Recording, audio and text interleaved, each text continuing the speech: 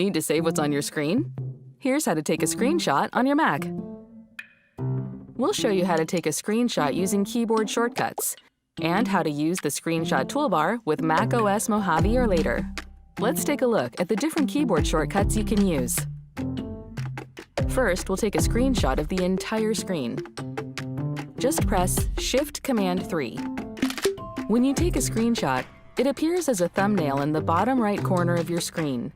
If you leave it there, it will automatically save to your desktop by default.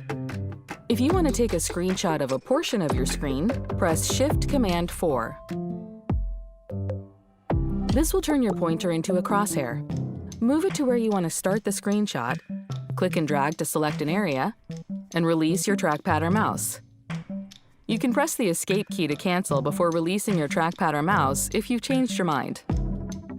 Now let's take a screenshot of a window. To do this, press Shift-Command-4 and then the spacebar. This will change the pointer to a camera.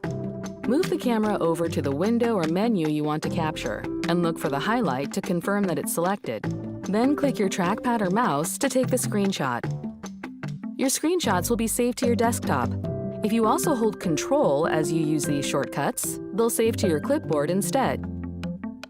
You can also use the screenshot toolbar in addition to keyboard shortcuts. The screenshot toolbar is useful for things like recording your screen and changing your screenshot settings. To open it, press Shift-Command-5. By default, the tools will appear at the bottom of the screen, but you can move them around if you like. You'll find the controls for taking a screenshot on the left-hand side. You can choose to capture the entire screen, a single window, or a portion of the screen. You'll also find tools for recording your entire screen or recording a portion of the screen. To view your customization options, click Options. Here, you'll find useful settings and features, like for setting a screenshot timer or changing your save location. Now you're ready to take your own screenshots with these handy shortcuts.